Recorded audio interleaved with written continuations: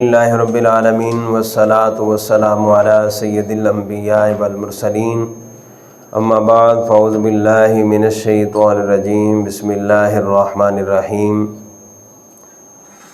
کل نفس ذائقۃ الموت وانما توفون اجورکم یوم القیامہ فمن زحزح عن النار وادخل الجنۃ فقد فاز وما الحیاۃ الدنیا الا متاع الغرور صدق اللہ العظیم وصدق رسولہ النبی الکریم الامین ان اللہ وملائکتہ یصلون علی النبی یا ایہا الذین آمنوا صلوا علیہ وسلموا تسلیما۔ محبت نہ پڑھیے درود و سلام، الصلاۃ والسلام علیکہ یا سیدی یا رسول اللہ، الصلاۃ والسلام علیکہ یا سیدی یا محبوب اللہ۔ وہ خوش شاخوں کو تازہ گلاب دیتے ہیں، اہل پیری کو وہ پھر سے شباب دیتے ہیں۔ پڑھ لے درود غفلت نہ کر، خدا کی قسم تیرے سلام کا وہ اب بھی جواب دیتے ہیں۔ محبت نہ پڑھیے الصلاۃ والسلام علیکہ یا سیدی یا نبی اللہ وعلی آلک واصحابک یا سیدی یا نور اللہ۔ اللہ تعالیٰ دی بارگاہ دعائے کہ خالق کائنات جو آیت کریمہ پڑھی ہے، اللہ تعالیٰ مجھے حق اور سچ بیان کرنے کی توفیق عطا فرمائے اور ہم سب کو سن کر اس پر عمل کرنے کی توفیق عطا فرمائے۔ آج جمعۃ المبارک ہے، یہ ماہ صیام کا دوسرا جمعۃ المبارک ہے۔ جمعۃ المبارک کی ہر گھڑی بڑی ہی بابرکت ہے، ہر لمحہ بڑا قیمتی ہے۔ انسان دا جو وقت گزر رہا ہے، اگر سمجھے اس کا ایک ایک جو لمحہ ہے وہ قیمتی گزر رہا ہے، جو رمضان مبارک کے اندر گزر رہا ہے۔ لیکن جس بندے کا گزر رہا ہے کہ جس نے اس کی تعظیم کی، اس کا ادب کیا، کہ روزے بھی رکھ رہا ہے، نمازوں کی بھی پابندی کر رہا ہے، وہ سچ بول رہا ہے، جھوٹ نہیں بول رہا، حلال بھی اللہ کے حکم سے اس نے چھوڑا ہے اور حرام کے بھی قریب نہیں جاتا، تو یقیناً ایسے شخص کا جو وقت ہے وہ قیمتی گزر رہا ہے۔ لیکن جو اس ماہ صیام میں بھی جھوٹ بول رہا ہے، ماہ صیام میں بھی وہ کم توڑ رہا ہے، ماہ صیام میں بھی ہیرا پھیری کر رہا ہے، اس مہینے دے اندر بھی دو لمبری تو باز نہیں آ رہی ہے، ہاں جی، جو رشوت دا یعنی بازار یعنی گرم ہے، اور اس مہینے میں اس نے اپنی یعنی جو فیس ہے وہ بڑھا دی ہے کہ خرچے بڑھ گئے، اب عید آ رہی ہے، تو یقیناً ایسے شخص کا وقت جو ہے وہ اچھا نہیں گزر رہا۔ تو اللہ تعالیٰ کی بارگاہ میں دعا کریں کہ اللہ تعالیٰ ہمارا وقت جو ہے اچھا گزرے۔ جو آیت کریمہ پڑھی ہے، اس آیت کریمہ کے اندر وحدہ لا شریک کا ارشاد ہے۔ اللہ تعالیٰ ارشاد فرماتا ہے کہ ہر جان یعنی موت کا مزہ چکھنے والی ہے، اور قیامت کے دن تمہیں تمہارے اجر یعنی پورے پورے دیے جائیں گے۔ تو جس نے جو یعنی آگ سے بچا لیا گیا، جسے آگ سے بچا لیا گیا اور جنت میں داخل کر دیا گیا، تو وہ کامیاب ہو گیا۔ اور فرمایا کہ دنیا کی جو زندگی ہے، وَمَا الْحَيَاةُ الدُّنْيَا إِلَّا مَتَاعُ الْغُرُورِ، دنیا کی زندگی صرف یعنی دھوکے کا سامان ہے۔ یہ جو دنیا کی زندگی ہے میں دھوکا ہے۔ اس آیت سے معلوم ہوا کہ اللہ تعالیٰ نے ہر جاندار پر موت یعنی مقرر فرما دی ہے، اس سے کسی کو نہیں چھٹکارا ملے گا، نہ کوئی اس سے بھاگ کر کہیں جا سکے گا۔ موت روح کے جسم سے جدا ہونے کا نام ہے۔ موت یعنی روح سے جسم، یعنی جس وقت موت آندی تو روح یعنی جسم تو جدا ہو جاندی ہے۔ روح کے جسم سے جدا ہونے کا نام ہے۔ یہ جدائی انتہائی سخت ہے، سخت تکلیف ہے اور اذیت کے ساتھ ہوگی. اس کی تکلیف دنیا میں بندے کو پہنچنے والی ہے، تمام یعنی تکلیفوں سے سخت تر ہوگی. یعنی موت اس کی سختی کے بارے میں اللہ تعالیٰ ارشاد فرماتا ہے وَجَاءَتْ سَكْرَةُ الْمَوْتِ بِالْحَقِّ ذَلِكَ مَا كُنْتَ مِنْهُ تُحِيدُ.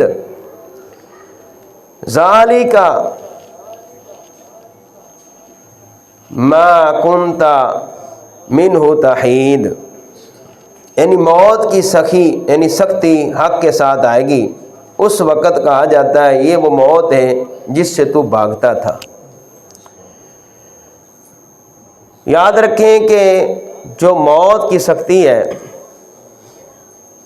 حضرت عمر فاروق رضی اللہ تعالیٰ نے ایک دن حضرت کعب رضی اللہ تعالیٰ کے سے عرض کی کہ آپ نے فرمایا کہ ہمیں موت کے بارے بتائیں. کون فرما رہے ہیں؟ امیر المومنین. تو حضرت کعب رضی اللہ عنہ صحابی رسول ہیں، تو عرض کی اے امیر المومنین، موت ایک ایسی یعنی کانٹے دار ٹہنی کی طرح ہے، یعنی جسے یعنی آدمی کے پیٹ میں یعنی داخل کر دی جائے. یعنی کوئی کانٹے دار چیز ہے آدمی کے یعنی پیٹ میں داخل کر دی جائے. اور فرمایا کہ پھر جب اسے کھینچا جائے گا، جب وہ ٹہنی یعنی پیٹ میں داخل کر دی جائے، وہ پیٹ کے اندر یعنی جب داخل ہو تو ہر جز میں وہ داخل ہو جائے. اور فرمایا کہ جب اسے کھینچا جائے گا، اور فرمایا کہ پھر اس ٹہنی کو اپنی پوری یعنی قوت سے کھینچیں تو اس ٹہنی کی ضد میں آنے والی ہر چیز یعنی کٹ جائے گی. جو اس کی ضد میں آیا وہی بچے گا. یوں سمجھیں کہ آپ پنجابی جانے ابھی ایک میں بیر دا ٹینا ہوئے تے کپڑیاں دے وچ پھس جاوے تے جس وقت نہیں کپڑا پا تے پھر انہوں کھینچے تو کپڑا ریزہ ریزہ ہو جائے گا. اللہ اکبر. مروی ہے کہ جب حضرت ابراہیم علیہ السلام کا وصال ہوا، جو اللہ کے خلیل ہیں، تو اللہ تعالیٰ نے ان سے فرمایا اے میرے خلیل، تم نے موت کو کیسے پایا؟ موت کو کیسے پایا؟ تو آپ نے عرض کی جس طرح نہیں گرم سیخ ہو، فرمایا کہ روئی میں رکھ دیا جائے، روئی میں رکھ دیا جائے، پھر اس سے کھینچ لیا جائے. تو اللہ تعالیٰ نے ارشاد فرمایا ہم نے آپ پر موت کو آسان کیا ہے. اللہ اکبر. جب حضرت عمر بن عاص رضی اللہ عنہ کی وفات کا وقت قریب آیا تو ان کے بیٹے نے ان سے کہا ابا جان آپ کیا کرتے تھے؟ کوئی عقل مند انسان مجھے نزاع کے علم میں مل جائے، یعنی نزاع دا وقت ہے میں تو لہٰذا میں مل جائے تو میں لہٰذا اندر کول اندر حال پوچھا بھی ہن تیرے تے کی گزر رہی ہے، تو میں اس سے نہیں موت کے حالات نہیں پوچھوں گا.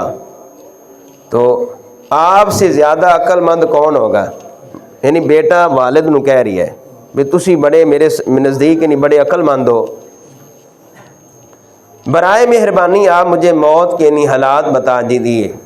تو آپ رضی اللہ عنہ نے فرمایا اے بیٹے خدا کی قسم، توجہ کرنا، بیٹا کی کہہ رہی ہے، باپ کی کہہ رہی ہے، کیا بیٹے خدا کی قسم ایسا معلوم ہوتا ہے کہ میرے دونوں پہلو ایک تختے پر ہیں اور میں سوئی کے نکے کے برابر سوراخ سے نہیں سانس لے رہا ہوں. اللہ اکبر. اور ایک کانٹے اور شاخ میرے قدموں کی طرف سے سر کی جانب مجھے کھینچ رہی ہے. اللہ اکبر. حضرت عبداللہ بن عمر رضی اللہ عنہ سے روایت ہے، حضرت سیدنا عائشہ صدیقہ رضی اللہ عنہ نے فرمایا میں نے حضور پر نور صلی اللہ تعالی علیہ وآلہ وسلم کے وصال کے وقت جو سختی دیکھی اس کے بعد مجھے کسی کی آسان موت پر رشک نہیں ہے. تو دوستو عقل مند وہی انسان ہے جو دنیا میں رہ کر اپنی موت کو یاد کرے اور اس کی تیاری کرے. حضور نبی کریم صلی اللہ تعالیٰ علیہ وآلہ وسلم نے ایک شخص کے قریب آئے تو وہ موت کے قریب تھا، موت کی جو سختیاں اس پر جاری تھیں، تو میرے محبوب علیہ السلام نے ارشاد فرمایا، اے انسان، جس وقت حضور علیہ السلام فرمایا کہ اے نوجوان اپنے آپ کو کیسے پا رہا ہے، وہ کہنے لگا مجھے اللہ تعالیٰ سے امید ہے کہ وہ مجھے معاف فرما دے گا۔ توجہ کرنی کہ مجھے اللہ تعالیٰ سے امید ہے، اللہ تعالیٰ مجھے معاف فرما دے گا، اور میں اپنے گناہوں سے ڈر رہا ہوں۔ تو حضور علیہ السلام نے ارشاد فرمایا کہ جب دو چیزاں جمع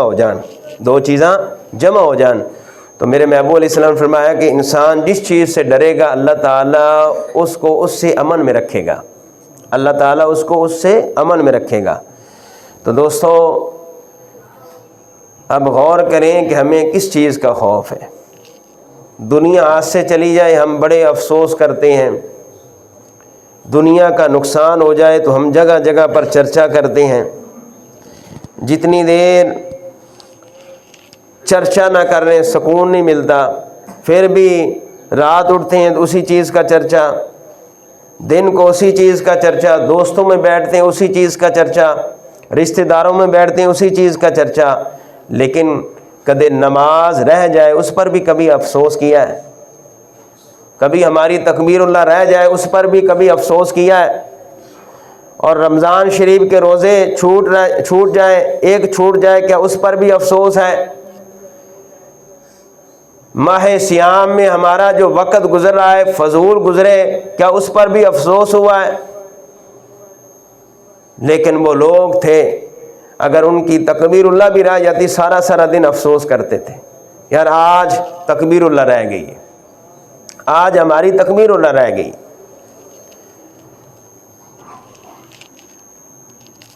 حضرت عبداللہ بن عمر رضی اللہ عنہ فرماتے ہیں میں نبی کریم صلی اللہ تعالیٰ علیہ وآلہ وسلم کے ساتھ تھا،